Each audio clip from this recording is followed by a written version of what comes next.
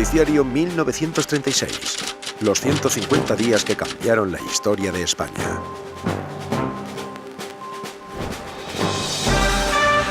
Noticiario independiente de la tarde. Desde nuestros estudios de la calle Antonio Maura de Madrid.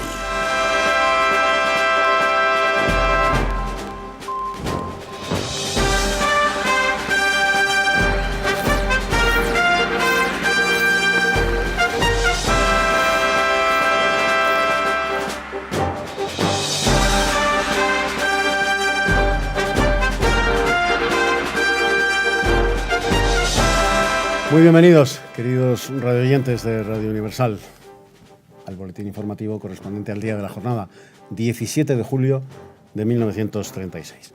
Y vamos a comenzar, como hacemos siempre, por marcar nuestra línea editorial. Comenzamos hoy nuestro boletín de la tarde, en el que intentaremos ordenar y ofrecerles lo más claramente posible las preocupantes noticias que llegan a nuestra redacción.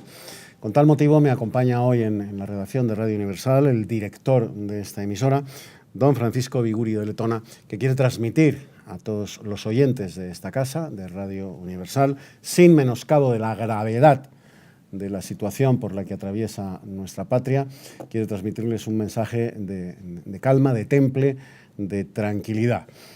Dos cuestiones son objeto de atención en la agenda nacional. Una, como no podía ser de otra manera, el asesinato de don José Calvo Sotelo y las implicaciones que tiene el Partido Socialista Obrero Español, sus afiliados, que formando parte de la Guardia de Asalto y de la Guardia Civil, han tenido un criminal protagonismo en este terrible crimen. En segundo lugar, la intranquilidad que se vive en los cuarteles y que se une a los rumores que desde hace tiempo nos llegan de un inminente golpe militar. Golpe que flota en el ambiente y que parece acercarse cada día más, tal como ya sabemos, tras el cierre de las maniobras militares del Llano Amarillo, en las que la oficialidad más joven dio muestras de descontento y de su admiración, de su rendida admiración, por el movimiento político de Falange Española de las Jons. El teniente coronel Yagüe parece que alienta estas ideas entre sus oficiales y el nivel de descontento de estos militares de Marruecos por la gestión del gobierno crece día a día. Precisamente en este sentido nos llegan noticias muy importantes. Un telegrama, concretamente un telegrama desde Melilla, con noticias, atención, gravísimas que se han producido hace apenas solo unas horas.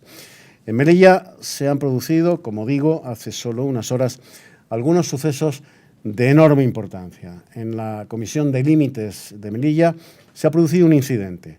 El jefe de Comisión de Límites, el teniente coronel Darío Gazapo, se ha opuesto a un registro de sus instalaciones ordenado por el general Romerales.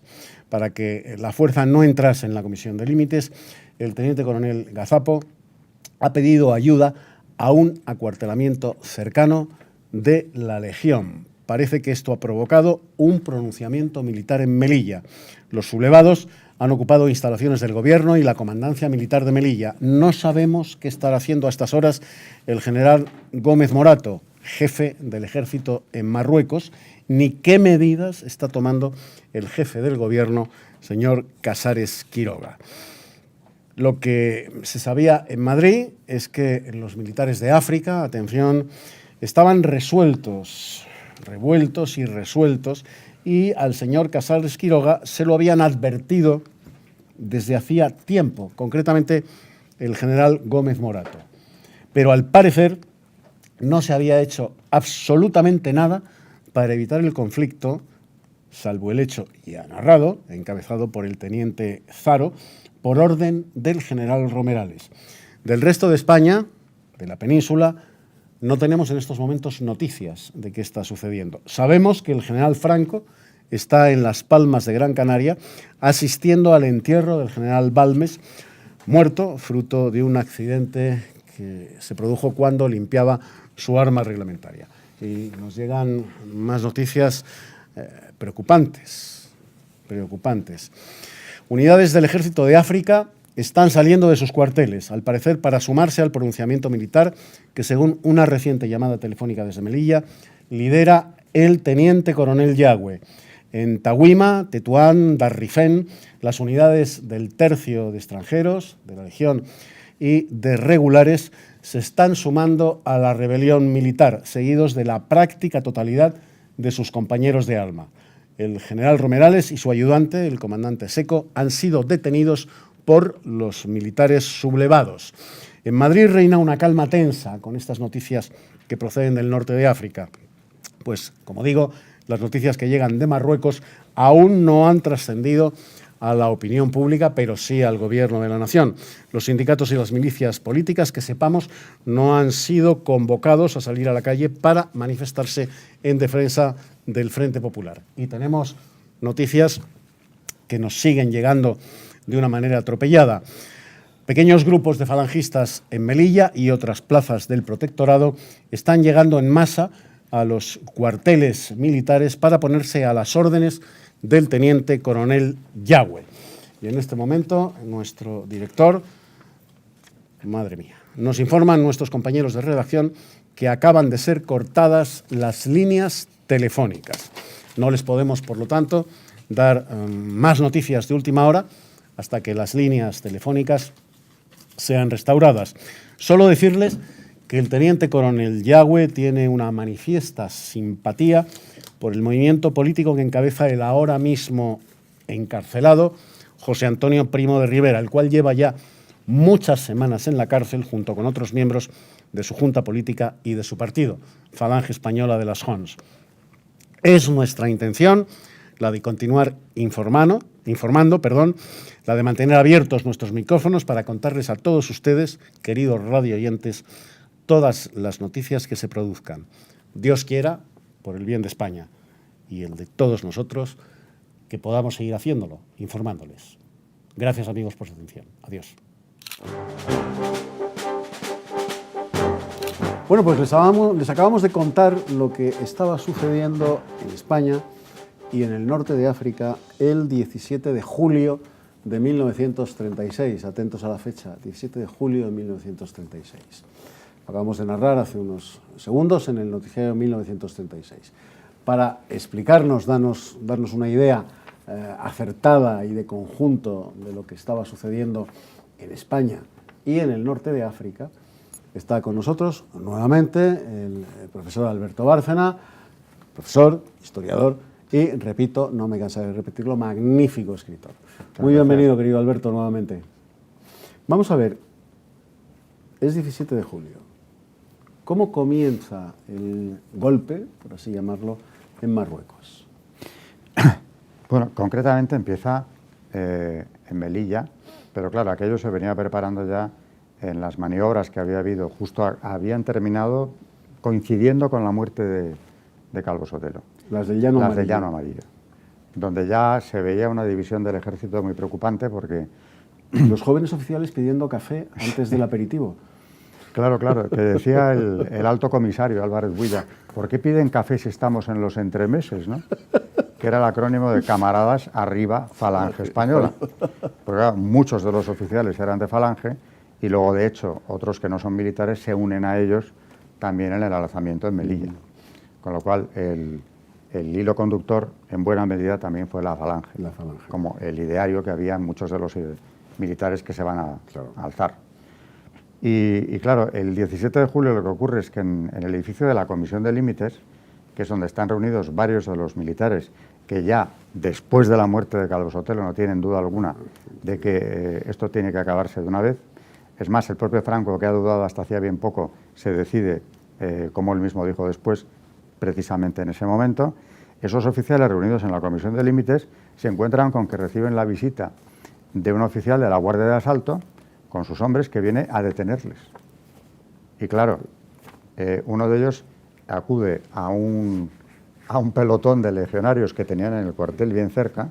Cuando entran los legionarios, el teniente de asalto se cuadra ante los militares sublevados y se pone a su disposición. Puede que honradamente, a lo mejor pensó verdaderamente dónde hay que estar con estos, ¿no? Y claro, lo primero por delante que se alza es Melilla.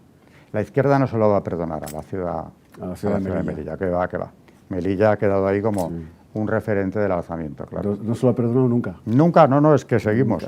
Nunca. Melilla Sí, tiene ese estigma. Sí. El caso es que, claro, Yagüe, que es el que está organizando todo aquello, y que además ha sido llamado a Madrid justo en el mes de junio por el ministro de la Guerra, Casares Quiroga, que le ofrece un cargo en el extranjero a poder ser. Sí, cuanto más lejos mejor. Sí, no le gustaría una embajada, agregado militar en alguna embajada, y Yagüe le contesta que él, el día que cuelgue el uniforme, o sea, si le sacan de África, cuelga el uniforme y se termina su carrera, porque es donde quiere estar. Con lo cual ve que no hay manera de manejarle demasiado bien y le deja volver para allá. Hay teorías que sostienen que precisamente Casares Quiroga lo que quiere es que se subleven el ejército de África, que es la fuerza decisiva que tiene el ejército español, no solo por el número, sino por la calidad de la tropa que hay ahí y de la oficialidad, los africanistas nada menos, ¿no? Muy fogueados, muy disciplinados. No, y además con un espíritu combativo y un sentido de defender hasta el último terreno el territorio patrio, en fin, es un ejército diferente y desde luego sin el que no hubiera habido ni guerra civil. Y claro, en esas maniobras del Llano Amarillo, donde incluso se cuestionaba si era prudente o no permitirles que realizaran las maniobras anuales, porque ya se veía el ambiente, y digo, desde la muerte de Calvo Sotelo más, ya se están dibujando claramente los dos bandos de la guerra civil, porque, de hecho, mientras gritan café, en la mayor parte de oficiales jóvenes, ¿no? Vitoreando a Falange en definitiva, ya en el enorme vivac que fue aquello, donde se celebró el banquete después, algunos otros ya cantaban la Internacional. Casares Quiroga decide dejarlo que se pudra y que metan la pata. Es decir, si cometen cualquier insubordinación a destiempo, sería la ocasión de aplastar al ejército de África y nos hemos cargado el alzamiento que estaba en marcha. Y eso lo sabía él perfectamente. Lo sabía perfectamente, entre otras cosas, porque Franco le avisó. O sea, o gobiernan ustedes o el alzamiento militar vendrá, porque esto ya es intolerable. Como hemos ido viendo aquí en los programas, la situación del Frente Popular es una España, es un país cualquiera, no puede soportar ese caos en ningún sentido. O sea, avisados estaban. Entonces, el gobierno del Frente Popular tenía noticias de lo que se estaba preparando. Sí. Había sido advertido nada menos que por el general Franco. Nada menos. Corrija usted al señor Casares Quiroga, en su célebre carta, corrija usted la política que está llevando a cabo, porque esto no puede seguir así y vendrá un alzamiento militar que además ya se está preparando. O sea, no le trata de engañar ni de embaucar con nadie. Dice, si esto sigue así, vendrá un alzamiento. Y Casares, que todo lo que hace es llamar a Yagüe a consultas a Madrid, tiene 4 reuniones con él, o sea que le importa muchísimo. Al final, cuando Yagüe no acepta un cargo ni en el extranjero ni en otro destino que no sea África, le deja volver. O sea que podemos colegir, Alberto, que el general Franco no solo no traicionó a la República porque la advirtió, y el que avisa no es traidor, sino que además salvó en 2 ocasiones a la misma República.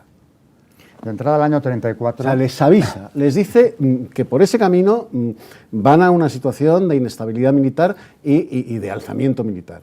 Les avisa, no le hacen caso. Pero es que además salva en 2 ocasiones a la República. ¿Dónde está el traidor? Bueno, claro, es que por otro lado, lo que se ha pintado de Franco luego es lo contrario a la realidad. Claro. Porque cuando quieren salvar a la República echan mano de Franco, que además la salva en el año 34. Aquí hablaba hace poco, ¿no?, de cuando le quitan el monumento a Franco, pero a 4 pasos están los de Indalecio Prieto y Largo Caballero, que son los que habían montado la revolución del 34. Eso es los que se increíble, cargan la ¿no? República. Sí, los enemigos de la República se quedan en sus pedestales. De Franco, que la salvó, hay que quitarle. Hay que quitarlo. Yagüe tenía clarísimo que el que tenía que ponerse al frente del alzamiento era Franco. Era Franco, claro. Por eso dice, tiene que venir de Canarias lo antes posible, porque el que tiene que hacerse cargo, es más, condiciona incluso el alzamiento a que Franco asuma el mando en África, donde era prestigio enorme, venerado por la tropa, todas las tropas de élite africanas están con él, y pide que lo traigan cuanto antes para empezar la guerra. Pero claro que ha avisado Franco, y sobre todo un régimen como aquel, ya generalizando, había perdido por completo la legitimidad que le podía, si es que alguna vez la tuvo, porque la manera en la que accedió al poder con unas elecciones fraudulentas, que son las de febrero del 36, ya le quitan toda legitimidad. Pero si alguna vez la tuvo, desde luego la forma de no gobernar, perseguir al adversario, y reprimir a todo el que se ponga en contra, por vía legal o por vía de hecho. Le había quitado cualquier sombra de legitimidad y ya el remate final es el asesinato, crimen de Estado de Calvo Sotelo, que no se persigue. En definitiva, y para terminar, Alberto, ¿estaba justificado entonces el alzamiento del 18 de julio? Era inevitable, porque como decían todos los que se sublevaron después, ¿no?, lo que se veía venir, y lo dicen también los papas, por cierto, era una revolución comunista, eso lo dice Pío XI, hay que leerse Divini Redemptoris, revolución comunista. Es decir, España se hubiera convertido pues, en un país satélite de la Unión Soviética. ¿Cómo se iba a consentir eso? Muchísimas gracias, querido Alberto Bárcena, por tu comparecencia nuevamente en Noticiario 1936. Y a ustedes, hasta mañana.